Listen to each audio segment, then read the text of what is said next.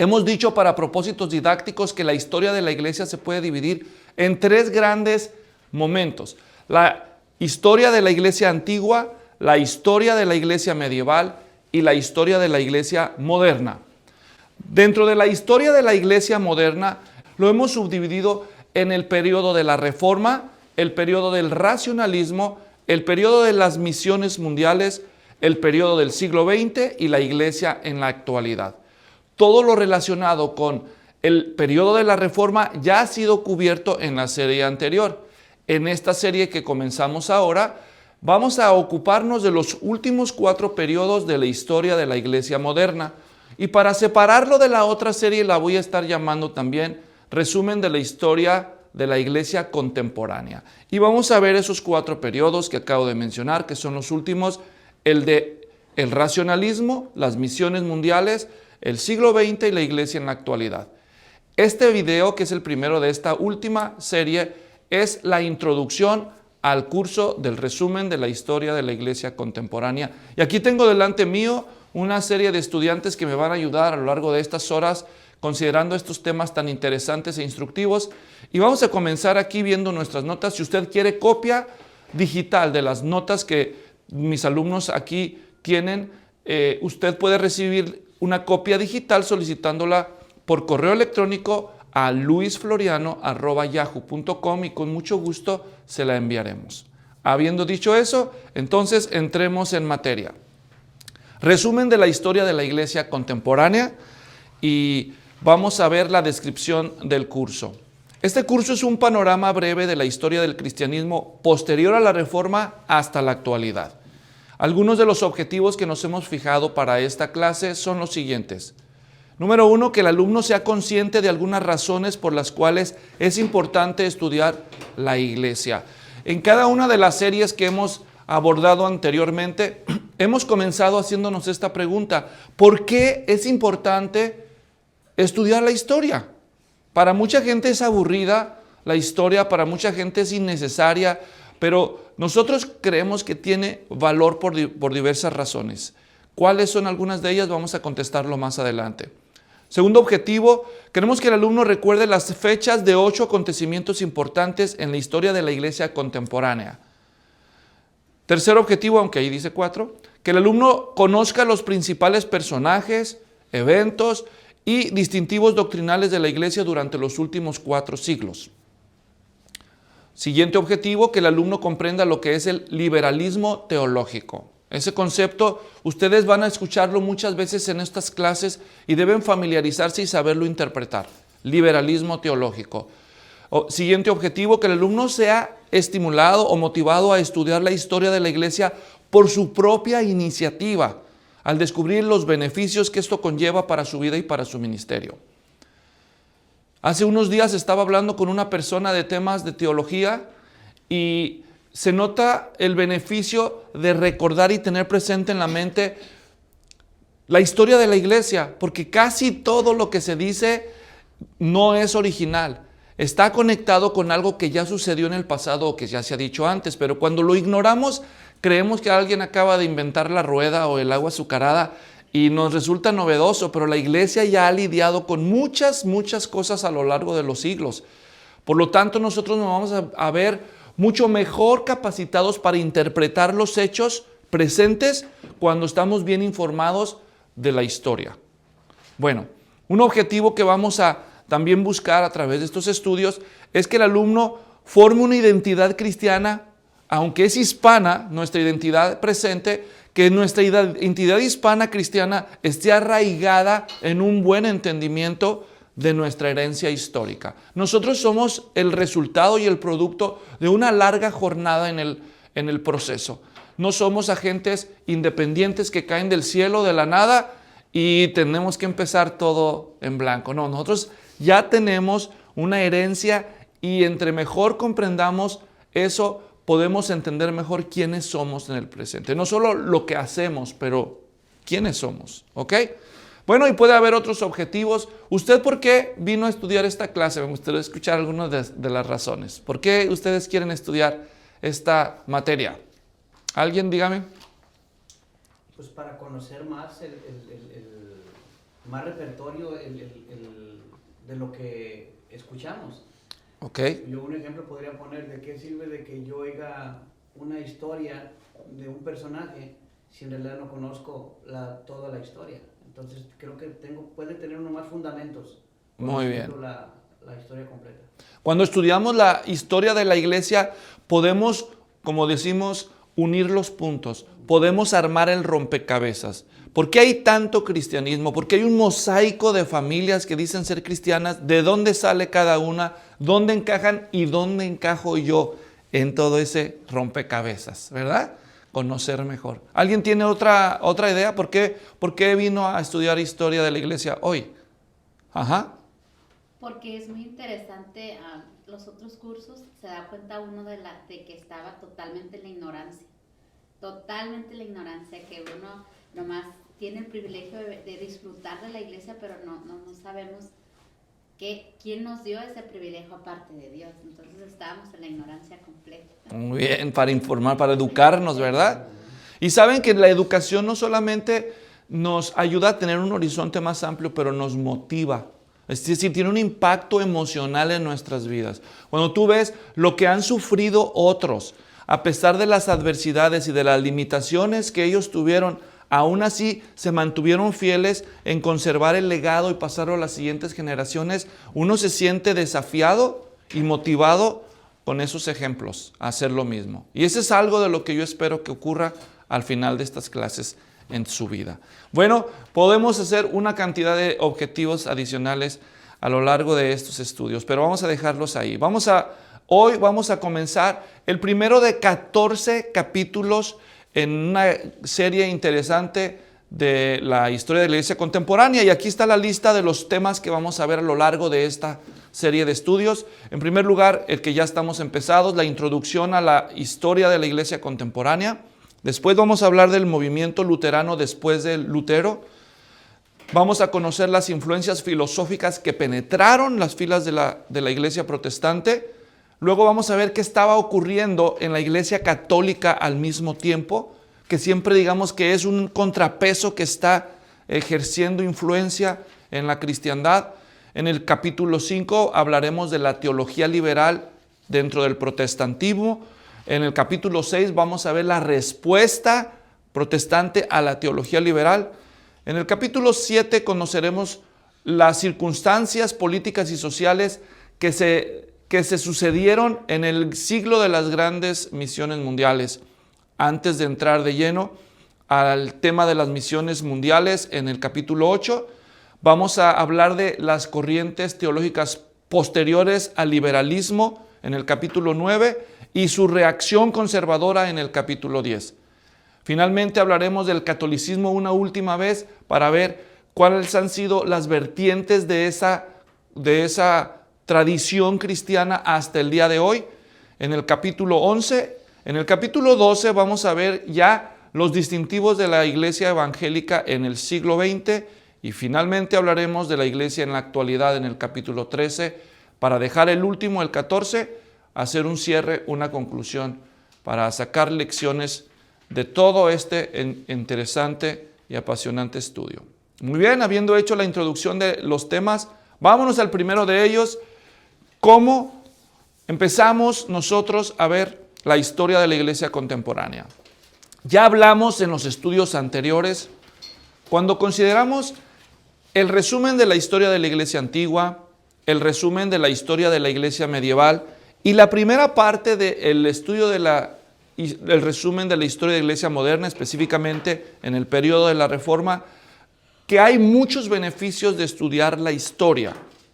Así que algunos de esos beneficios que ya hemos mencionado y otros nuevos son los siguientes. ¿Por qué deberíamos estudiar la historia? En primer lugar, porque estudiar la historia nos ayuda a comprender mejor la verdad, como ya dijeron algunos de ustedes. Nos ayuda a entender la conexión que hay entre nosotros y los hombres y las mujeres de Dios en el pasado, que hicieron posible que hoy en día nosotros gocemos de lo que llamamos iglesia. Un segundo beneficio que quiero mencionar de estudiar la historia de la iglesia es que también podemos conocer no solo los aciertos, pero también los errores, las mentiras, las herejías que han emergido a lo largo de la historia y que tienden a hacer reciclaje a lo largo de las épocas. Es decir, que podamos estar mejor preparados para evitar repetir los mismos errores. Un tercer beneficio de estudiar la historia de la iglesia es que podemos entender mejor todo este mosaico de denominaciones y de sectas cristianas que existen en el mercado religioso actual. Al conocer cómo se fue desenvolviendo la iglesia a lo largo de las épocas, vamos a ver el surgimiento de los movimientos que todavía permanecen hasta el día de hoy, que se diferencian unos de otros, hoy llamados denominaciones, ¿ok? Y que también vamos a poder nosotros trazar el rastro de la hebra de lo que consideramos sana doctrina, ¿me entienden? En medio de todas estas lluvias de ideas que se suscitaron. Un tercer beneficio de estudiar la historia de la iglesia es que somos motivados a la obra evangelizadora y misionera. Aquí no nació el cristianismo. Entonces, ¿cómo llegó aquí? Pues por el trabajo y el sacrificio de hombres y mujeres a lo largo de las épocas que hicieron posible que el mensaje llegara a nuestros corazones. Entonces, eso es un estímulo para que nosotros cumplamos nuestra parte de la carrera llevando la estafeta de la fe a las próximas generaciones. También para nuestro propio crecimiento espiritual, para que seamos fuertes en la fe, en la gracia de nuestro Dios, porque Dios nos ha dado maestros. Dios ha llenado la iglesia con la bendición de hombres y mujeres que disciernen el conocimiento, lo sistematizan y lo conservan para que nosotros estemos mejor edificados para servir a Dios. En Efesios 4:16 las Escrituras dicen, de quien todo el cuerpo, estando bien ajustado y unido por la cohesión que las coyunturas proveen, conforme al funcionamiento adecuado de cada miembro, produce el crecimiento del cuerpo para su propia edificación. La Biblia compara a los creyentes con miembros de un mismo cuerpo, pero hay miembros que tienen un papel muy valioso porque sirven de coyunturas. Estos miembros que aquí en el texto se les llama coyunturas que proveen un funcionamiento operativo del organismo. No solo somos nosotros una cantidad de órganos juntos en un mismo lugar, sino que somos órganos interconectados unos con otros, cumpliendo su operación adecuadamente cada uno en su lugar. Así que las personas que Dios ha dado a la iglesia a lo largo de los siglos, que nos sirven de vínculo unos con otros, son un don especial que hemos nosotros recibido como legado. Y conocer sus vidas, sus aportes, nos edifica. Hoy en día vamos a la iglesia para escuchar a los maestros que nos explican la palabra de Dios. Pero siempre Dios ha dotado de maestros a lo largo de la historia. Y queremos beneficiarnos no solo de los maestros que viven, pero de los que pasaron antes que nosotros y nos dejaron su conocimiento como legado.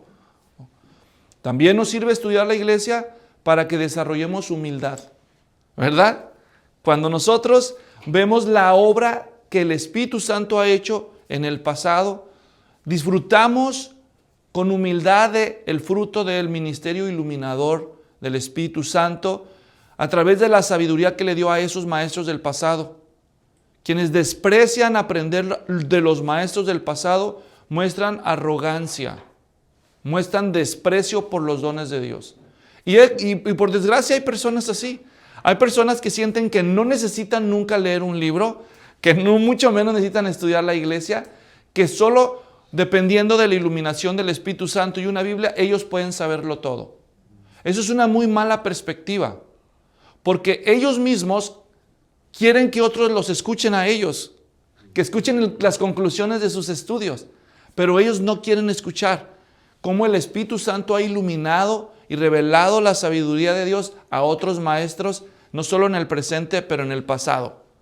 Entonces la riqueza del estudio de la historia nos mantiene humildes, reconociendo que Dios usa a mucha gente para edificar su iglesia, y no solamente a mí, ¿verdad? Y no solamente a nosotros. Y sobre todo, al fin de cuentas, Un estudio de este tema debe ayudarnos para amar mejor a Dios, para adorarlo de una mejor manera. Siempre a estudiar la obra de la providencia de Dios en el pasado debería inspirarnos a sentir más admiración por las cosas que Él ha hecho, más gratitud y amor por la forma en que Él ha preservado su verdad y su providencia a favor nuestro. Al ver la fidelidad de su palabra cumpliéndose a lo largo de los siglos en las generaciones de los que nos precedieron.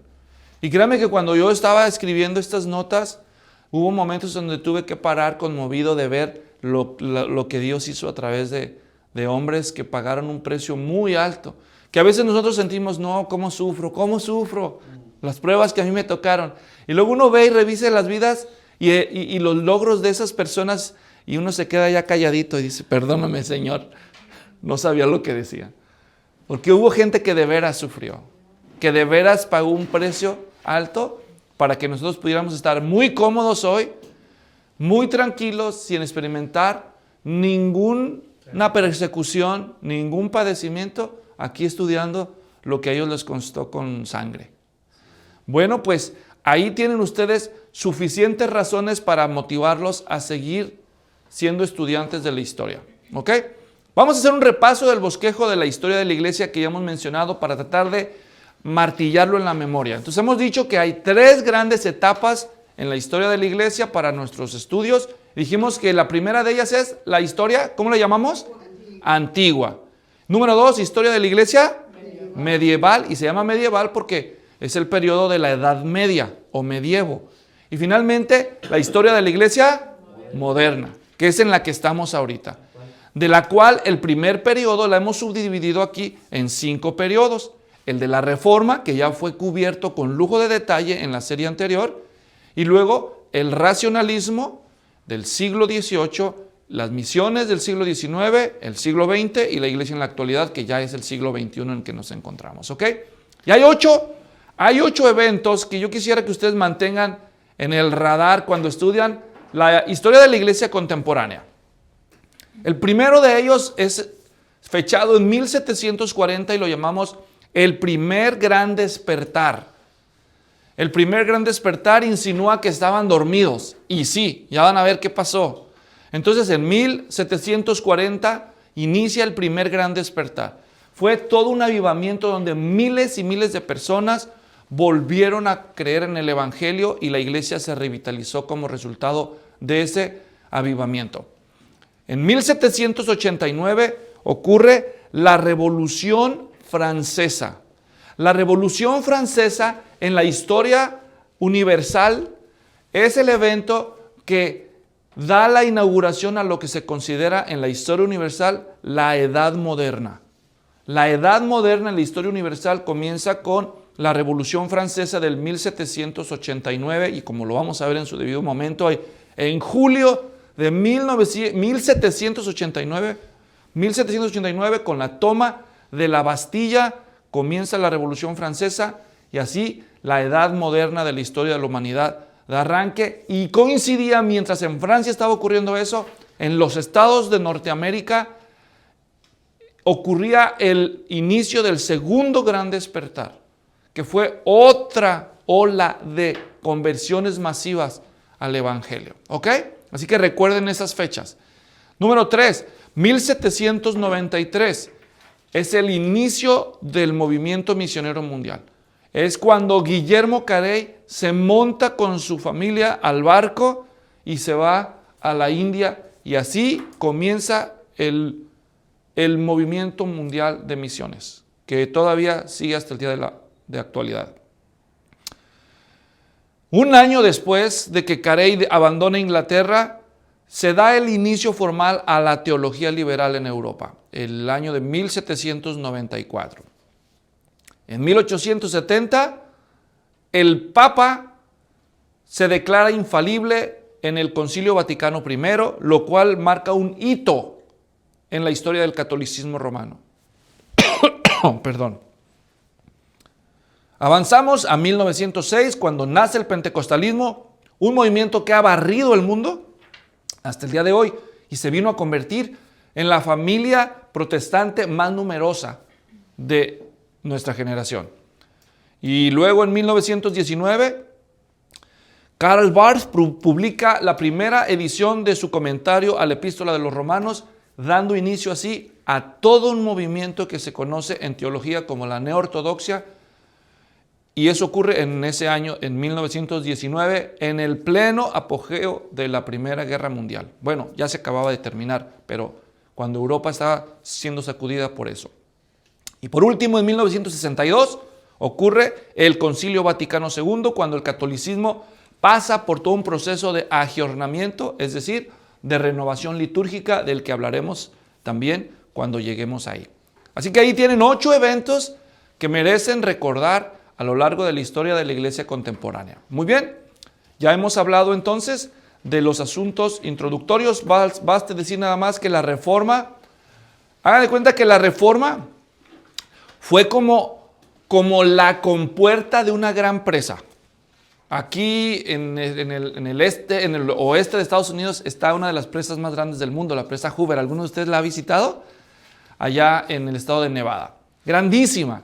Y tú vas y te paras allí y ves esa cortina de cemento conteniendo esos millones de toneladas de agua, todo ese peso contenido, nos ilustra muy bien lo que ocurrió en la historia de la iglesia. La historia de la iglesia por 1000 años en la Edad Media estuvo conteniendo una cantidad de ímpetu bíblico hasta que la Reforma viene y hagan de cuenta que se abre esa compuerta y se viene la avalancha, todo ese torrente, toda esa fuerza viene empujando y barriéndolo todo. Y obviamente cuando abres una compuerta de semejante magnitud va a haber muchos efectos, ¿verdad? Y hoy vamos a comenzar a ver los efectos de la Reforma en las generaciones posteriores. Efectos que se dieron a nivel intelectual, filosófico, social y político. O sea, los efectos de la Reforma, que fue un movimiento religioso, se han dejado sentir en todas las facetas de la vida humana en el hemisferio occidental. Cada siglo posterior a la Reforma se distingue por cierto énfasis. Ahora, ustedes deben de entender algo. Cuando yo estoy diciendo, por ejemplo, después de la Reforma viene el racionalismo, pues el racionalismo no era lo único que estaba sucediendo. Yo simplemente escogí un concepto representativo de la época, pero estaban ocurriendo muchas cosas. Cuando lleguemos a cada periodo se van a dar cuenta, porque ahí yo explico cada uno de los fenómenos que están ocurriendo, convergiendo. Pero elegí uno porque eso es muy distintivo para propósitos de memoria para nosotros, ¿ok? Así que vemos el racionalismo, lo vamos a considerar a partir de 1648 a 1789. Luego vamos a ver el periodo de las misiones mundiales, prácticamente todo el siglo XIX, el siglo XX que acabamos de cerrarlo, para algunos de nosotros lo tenemos fresco en la memoria, y pues estos 22 años que ya llevamos del presente siglo, dividido cada uno en esos periodos. Y vamos a comenzar precisamente con el periodo del racionalismo. Cuando tú oyes la palabra racionalismo, ¿qué viene a tu cabeza? Pues la razón, ¿verdad? Es el periodo de la razón. El movimiento reformado comenzó con Martín Lutero en Alemania. Los herederos de la tradición de Lutero pasaron por un perfeccionamiento teológico en las siguientes generaciones. O sea, estoy hablando, acuérdense lo que aprendimos en la serie anterior. Lutero abre la compuerta y después de que la abre, muchos empiezan a hacer su trabajo de reforma. Lutero, Calvino, Zwinglio, ya hablamos de cada uno de ellos por separado. No fue uno solo, pero Lutero fue el primero. Entonces yo les expliqué en la serie anterior qué pasó, por ejemplo, con el movimiento que empezó Juan Calvino y las generaciones posteriores, con el movimiento que empezó John Knox y las generaciones posteriores, con el movimiento que empezó Ulrico Zwinglio y las generaciones posteriores, con el movimiento anabaptista y las generaciones posteriores. El único movimiento del que no expliqué con mucho detalle en sus generaciones posteriores fue el luteranismo mismo. Y lo dejamos por un propósito, como van a ver ustedes. Porque finalmente a través del luteranismo se conservó una puerta abierta que terminó degenerando en dos troncos. Y vamos a ver cuáles son esos troncos en su debido momento.